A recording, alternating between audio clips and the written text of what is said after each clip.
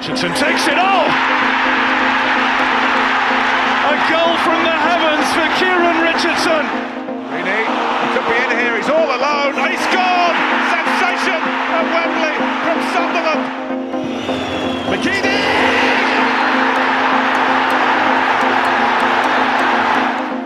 Phillips, good try! Brilliant! Brilliant!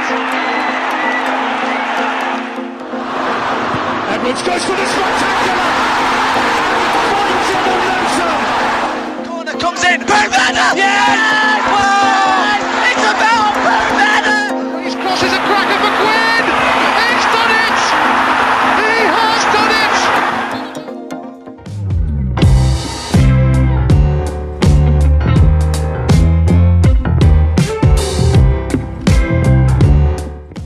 Hello and welcome back to the What the Falk Sunderland preview podcast for the new season. Playoff heartache, Euro 2020 final heartache, and fans back in stadiums filled out our summer. But finally, it's back to the Stadium of Light for a league game with hopefully a fully stocked Stadium of Light, fully backing the lads, and hopefully roving them on to 3 points. But before we begin, I just wanted to thank everyone for tuning in last season and what was like technically our debut season, and the kind words that you've given to the podcast throughout the season and throughout the summer. And I sincerely hope that you continue to come with us this season, where I hope we can have a slightly better ending than we have done for our Euros podcasts and also for our Sunderland podcasts. This Saturday, as always, though, typical of Sunderland returning, Max Power, Charlie Wyke, and now Jordan Jones are going to return to the Stadium Light in the blue and white of Wigan as first foots for the 2021-22 season. And it's been all changed down in Greater Manchester since we last spoke. So I'm delighted to welcome Adam from the Progress with Unity podcast, which focuses on Wigan Athletic. First show of the season. Adam, how are you, mate? Very well, thanks. Yeah, I felt that. I didn't feel the Sunderland disappointment in the same way that you did, but I certainly felt the England disappointment. Although it was a fantastic Euros, and enjoyed the summer. It makes the summer a lot shorter when you've got a tournament in there. And I've been watching a bit of the cricket over the last few days to fill the gaps as well. The 100 I've been quite enjoying. So it's been a good summer, but busy summer at Wigan. Very busy. I wish I could say the same. And it's funny, I was like listening back to the first preview podcast that we did, and obviously I do the weekend game, so we didn't actually cover the second game, which kind of killed Sunderland's playoff, promotion chances and automatics. It was Lee Johnson's first game last time we spoke, and at the time, a Spanish consortium were dragging their heels, shall we say. You were a bit concerned with it. Obviously, as we know, that didn't come to fruition, but unless you've been living on the moon, you can't really fail to have noticed that Wigan have been spending a little bit of dough, especially if you're a Sunderland fan, you'll have noticed that. So the short version, for those of us who don't know, since we last spoke and the Spanish consortium went, what's actually happened and who are the new guys that are in charge? Fortunately, the Spanish bid fell through. I think the Football League wasn't keen on it at all, looking for reasons really to turn it down. In the end, they disappeared, which was great. Then we were in a bit of a panic because obviously then we were getting to the point where you started to see that final deadline date of looming of kind of July, which seemed a long time from January, but time flies because obviously you can't start a second season in administration. So it was a bit concerning. But then in March, we started to hear rumours of interest from Bahrain. Apparently they had been interested previously, although they hadn't gone public. That interest solidified. We then got told that they had passed the owners and directors test and provided the proof of funding, and then it just took a couple of weeks to sort out, dot the I's, cross the T's, do the legal work, and towards the end of March the takeover was complete. We've already met the English-based directors. Mal Brannigan is very experienced within football. He's worked up at Dundee United and has had links with English clubs as well. And he's put a general team of directors together who seem to have talents in lots of different areas, marketing, recruitment, hospitality, all key aspects really to a football club these days. And Talal, the chairman from Bahrain, is very active on social media. So he's good value. We're hearing a lot more from Bahrain than we ever heard from Hong Kong under the previous ownership. So it's all been positive so far. The meetings that we've had as supporters club and also on the podcast have been great. Since then, we've appointed Liam Richardson permanently as the manager, and obviously brought in a backroom staff. Gregory Yock has returned to the academy, where he's been doing a fine job. Brought in a number of backroom staff. Probably the most well-known of those is James Beattie, who's had obviously brief experience in management, but probably more famous for playing in the Premier League for a number of years. So, yeah, so far so good.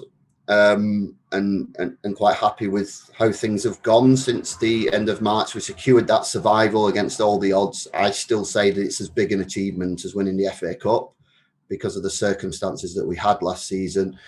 We're in League One, and we're now in a position where we are debt free, and we still have a good academy that's producing players. So the future's bright at the moment. I'm very positive about what's ahead. And like you said before, it's great to be back in the stadiums. Talking about, touching on it in the intro, signing players and actually be a fully functioning football club with Wigan seem to have led you to Sunderland, as I'm sure many people have noticed. 3 former Sunderland players probably going to be lining up against us on Saturday. You've had an unbeaten pre-season. You've not just signed the 3 former Sunderland players, you've signed a lot of experienced players, which we'll come on to. But how is the mood in the fan base currently after what's a situation I don't think any fan base would want? Is people feeling positive about the actual football on the pitch as well as the stuff in the background? Yeah, I think it's very positive throughout the club, really. Season ticket sales on the first day were the highest they've been, I think, in 6 years. So that's actually included 2 spells in the Championship as well. So that's great. You just get that feel on social media as well about the positivity. There's still a few teething problems around the club because obviously you've got to remember that all the support staff were made redundant as well. So there's an advert every day. If people are looking for work, check the Wigan Athletic website because there are jobs available. So there's a few teething problems with things like ticketing. We changed ticketing system and just the usual kind of stuff. That's a touchy subject with Sunderland fans. yeah. Although I've still not received my Sunderland ticket yet, which I actually had to order on the online ticketing system because we didn't get the batch of tickets through in time. So fingers crossed that ticket will arrive before I pop up there on Saturday. But yeah, very, very positive. The recruitment's been interesting because it's either got some sort of Sunderland link or Portsmouth link, really. That said, I mean, I know the view of the Sunderland fans, really, with all 3 players. We've obviously had a discussion ourselves for the Progress with Unity podcast. But people always look at them differently within their own club. And it's also when there's a need for players. So, essentially speaking, we didn't really have an experienced central striker. Charlie Wyke was the 2nd top goal scorer in the division, free transfer. I'm not convinced we're paying him 10,000 a week. I'd be very surprised if we are. We're obviously paying a decent wage for him. But at the end of the day, like you said, he scored goals, and goal scorers are always expensive. Max Power, I think he had his best time of his career at Wigan. Didn't quite happen for him at Sunderland for whatever reason.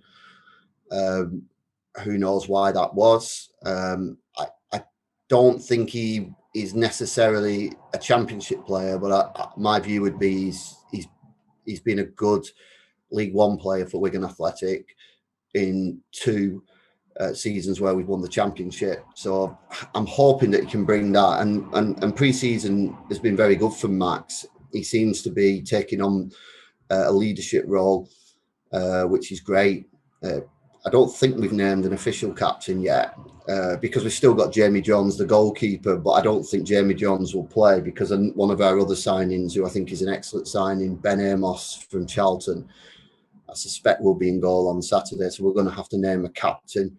But the type of players that we're signing at the moment, your Max Powers, your Watmore, your Nailers of this world, they're all people who've captained clubs before, experienced players.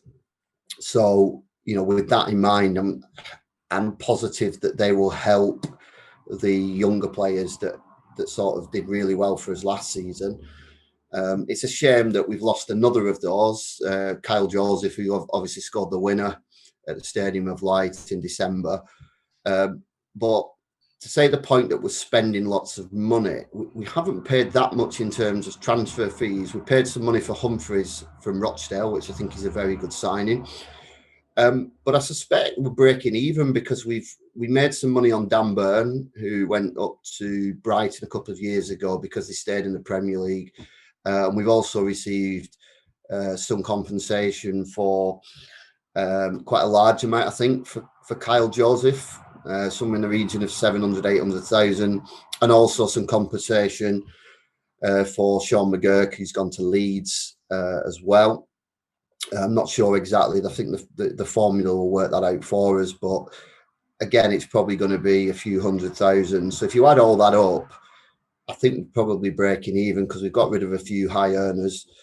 So it seems like we're signing big earners and we are the big spenders. But I think we're spending well within our means at the moment. I don't think we're dipping too much into the Bahraini bank account at this juncture. Obviously, money will be needed over the course of the next few seasons just to keep it sustainable. But at the moment, I think we are selling on players and reinvesting that money in players, which doesn't always happen, as we well know in football. Sometimes you sell your players and the money never gets reinvested. So I think at the moment, my view is that things are quite prudent. Whether we've as yet assembled a squad that is capable of challenging for more promotion, who knows? Because there's a lot of new players, and friendlies, as we've already said, don't really mean that much. It's difficult at this stage to say whether they will all gel. If they do, then I think we've got a good chance because it's a very open division this season, in my view. I don't think there'll be any standout team. So if you get a bit of momentum, you get a good start, the confidence grows, then I think Wigan could have a good season with the recruitment that we've done. Regarding Max Power, I think it probably wasn't that surprising as a Sunderland fan, but what I find quite interesting is when a player comes back the second time and there's been like a 3-4 year gap in between, sometimes it works out, sometimes it doesn't, but you tend to see a different player. It's hard to judge. Have you seen a different Max Power? You touched on his leadership before. It's hard to judge after 6 pre-season games. Like, is this a brand new Max Power? It's probably a question for 6 months' time. But the Max Power that you've seen coming to Wigan, is it the same Max Power that you remember leaving Wigan? Does he look a little bit different in his style of play and what he's bringing to the team in pre-season so far? Yeah, I think so. He seems to be, in my view, sitting a lot deeper than what he used to do. The point that you made before about his Steven Gerrard's, he does seem to be doing that a lot more in terms of pinging the ball around. And he's pinged it quite well so far. That's even more surprising. Yeah.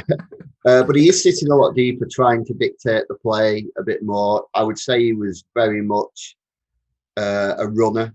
I wouldn't like to say headless chicken because I think that would be very unfair, but he did chase the ball quite a lot, and fortunately he had a couple of experienced midfielders alongside him previously, like Stan Morsey was playing there, which allowed him to do that. I think now he looks a bit more positionally disciplined. I think he's probably tweaked his role a little bit. I haven't really seen many shots from him, but he seemed to be the one dictating who took the free kicks. He didn't take it. We used to want to take every free kick, although he does seem to still be the corner taker. So he certainly wants the corners. We'll see what happens, because obviously we've signed another wide player in Jones. I don't know whether he took set pieces for you or whether he could get the ball off Max Power. they seem to be quite good friends. I noticed that Jordan Jones went to Max Power's wedding, so I get the feeling that your head of recruitment's actually Max Power. So if there's any head of recruitment jobs not going, that's because Max has took it. Although I heard Leon Balogun, the Rangers player, though, apparently passed on a lot of good words about Wigan. I think he said it's a really good family club, and look, I think this is his time really now, because he's now at that age where you can no longer say this guy has potential. It's up until the last 6 months, it's like the Lingard effect, where everyone still thinks Lingard, Jesse Lingard, the Manchester United player, is still a young player with potential, and then you actually look, he's 28. Yeah. he hadn't done anything in about 5. Now, in fair play, he had a really good spell with West Ham. So let's hope that Jones is similar at Wigan, that he doesn't just flatter to deceive, and he has that level of consistency. Because from what I've looked at his numbers, he looks like he can do it, but not consistently, and we'll see. But it's happened with players before. A change of environment sometimes might be thinking, this is the last chance really now to really make a name for myself, and hopefully it'll all come together. I suspect Sunderland looked at it and maybe didn't fancy it after last year, or maybe he just decided he wanted the change of scenery, and like you said, Max Power was Wigan's head of recruitment who brought him in. So. Certainly seems so. I'm kind of loath to discuss players that we know a lot about anyway, but it's kind of difficult not to, and there's been such an abundance of players that came there. But I came across something really interesting the other day on the Wigan. It wasn't a Wigan forum. I think it was a Wigan Twitter account. It was. And someone asking about should we play Charlie Wyke, and the options were no, no, and no on Saturday. 2 hours, but like, all right, okay. And I read a little bit, and there seemed to be a bit of, he's not been great in pre-season, but it's pre-season, yada, yada. It's dead early days in pre-season games. We've kind of discussed that you can't really judge much on it. But is there already kind of minority shouts from Wigan fans that Charlie Wyke hasn't looked great in pre-season, or am I just focusing on one particular Twitter account that has created a discussion? Yeah, well, I've seen him in 2 games, so that's against Stoke and Preston. And I did comment that for me, we're not as yet playing to his strengths. I think he did okay. If you rolled the ball into him, he seemed to hold it up and lay it off okay. But he's not really getting any chances. Now, for centre forwards who don't really run around a lot, then if he's not getting in there and getting chances, some people will look at him and say, well, what is he offering? But in my view, what he offers is the fact that if you do put the right ball in, the likelihood is he'll score. And I just don't think we've got to that stage yet where we've been able to maybe get our wide players into the positions, or even our fullbacks, to play the right sort of ball into him. Because I think obviously, you look at the quality of likes of McGeady, could probably put a ball on a sixpence for a striker, which makes life a lot easier. All the best strikers, even if you go back years and years to Alan Shearer scoring for Blackburn, when he had Wilcox and Ripley playing those balls in, he probably had similar wide players at Newcastle when he was there. Mm-hmm. White doesn't look to me like one of those strikers who's going to kind of create a lot of his own chances. He needs to have the service. So I'd be amazed if he doesn't start at Sunderland. What it does say, though, I think, which is maybe I would agree with the point a little bit more, is it shows that we have options. I mean, Callum Lang, he wasn't there the first time we played you because he was on loan in Scotland. Motherwell, wasn't he? Was it Motherwell? Yeah, that's right. Yeah, so you probably picked up a bit of that working up there yourself. Yep. Came back in January, and he was superb. He scored, I think, 10 goals for us from January to the end of the season. But what people liked about him as well was work rate. He's one of those players that if he's not scoring goals, it's so noticeable what he's doing. He's all over the place, running the channels. So he's a good option. And then we've got, I wouldn't say necessarily central strikers, more wide strikers like Humphreys, who's coming from Rochdale, who looks a really good player. Looks very good on the set pieces. So that's another option. Edwards has come in from Ipswich. Ipswich fans didn't seem to rate him, but he's looked okay in pre-season to me. So we could rotate it round a little bit. Of course, we've got Will Keane as well, who has seemingly moved into a more midfield role, really, or certainly attacking midfield role rather than playing as the central striker. But again, if Wyke wasn't doing the business, you could push him up there as well. So I think for me now, what we have got is options, and you could take a Charlie Wyke off and change your style of play if it's not working. Conversely, if Wyke's not having a great run and he's on the bench, again, you could bring Wyke on and play a different way again. So I like the options that we've got up there. I think it's, clever recruitment, and yeah, we're paying a decent wage for him, but we didn't pay a transfer fee. So we'll have to see. We'll have to see how it develops. But at the moment, obviously, he's not scored in pre-season. But if he scores on Saturday, then you completely forget about pre-season, don't you? So, of course you do. Yeah, it absolutely. doesn't really. I mean, I don't know where he was up to as well. You never know when a new player comes in where they're exactly up to with the fitness and also getting involved with the training, slightly later stage, different methods of training.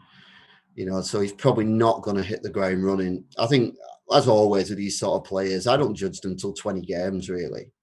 Because, I mean, Kiefer Moore, I think he only scored 3 goals in his first 20 games, but was doing decent work, and then had a fantastic second half of the season. And you saw him appearing in the Euros, having played a really good role for Wales, and he's doing a good job at Cardiff. So sometimes you do need to give these players a little bit of a chance. And I hope that that's what we're going to do after all the upheaval of last year.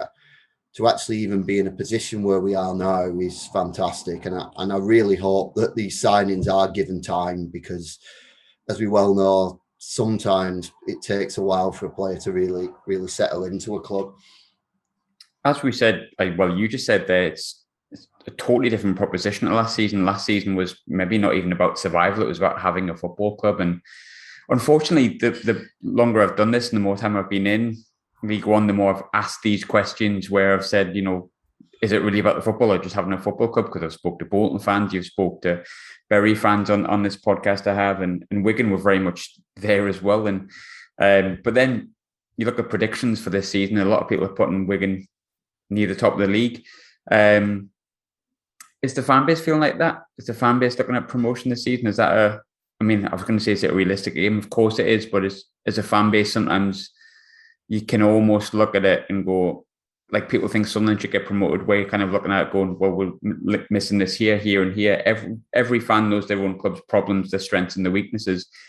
Are Wigan fans looking at nothing less than promotion this season based on the summer recruitment?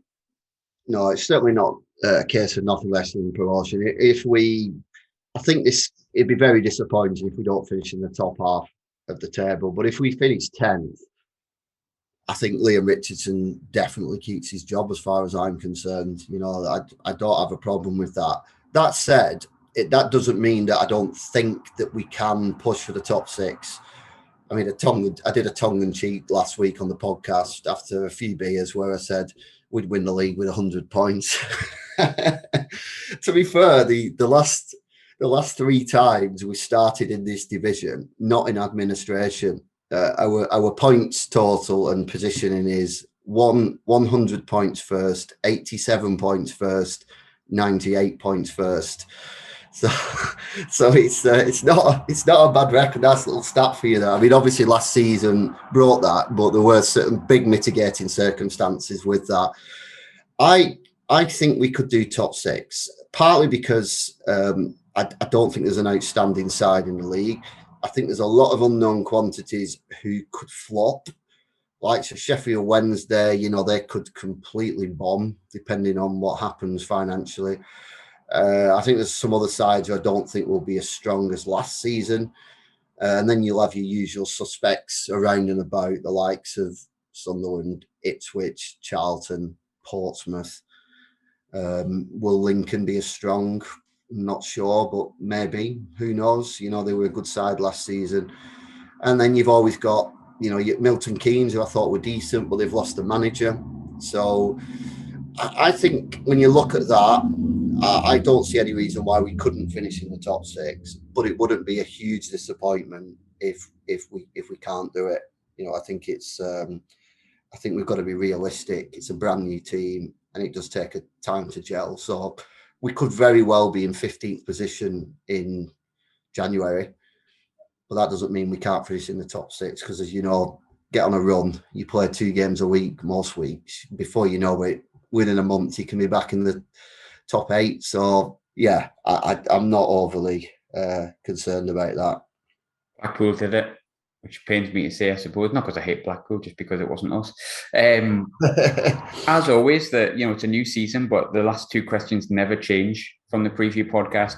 I have a feeling I know who you're going to say this year, but I'm always interested in who people find Sunderland's best players are, who the players you worry about going into the game. It's getting a more regular name the more that this podcast goes on, but who are the players that you think can damage Wigan on Saturday from Sunderland's side? Well, McGeady, really, I think. Yeah, that's not really the surprise, is it? No.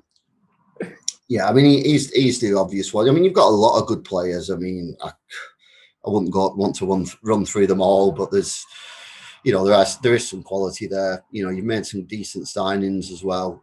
Pritchard, but very high value player. Corey Evans, experienced international, played a lot of games in the Championship. He's a decent player. So, I think, in my view, I think you've got a few, but McGeady's the class act for me. I think on his day, he's in the top 3 players in the division. It's just whether you can keep him fit, really. Yes, he is unfortunately picking up 1 or 2 knocks as he gets towards his 37th birthday, and we're still relying on him. Last but not least, as always, I think I'm not doing anything different here with a preview podcast, but prediction for the game on Saturday, how do you see it going? It's going to be a big crowd. Sometimes with a big crowd, you just wonder whether the pressure might get to some Sunderland players. My head says 1-1, but I'm hoping, travelling up there, 2-1 Wigan. I'm going with 1-1. I'm taking, I think I said on your podcast, Max Power, 85th minute equaliser after we take an early lead. And Will Grigg gets one, actually. So it can't be an early lead because he'll have to come off the bench. But Adam, thanks so much for coming on. Obviously, I think at some point we'll try and work out on you coming back so we can review the game. Hopefully you're the sad face, I'm the happy face. We will work that out because obviously you're going to the game as a man. Saturday as well. If you catch me Saturday night, I'll had a few drinks. So even if it's, it might not be a sad face, even if we've lost. But best of luck for the season, and I'll catch you soon. Thanks very much, Adam. Cheers.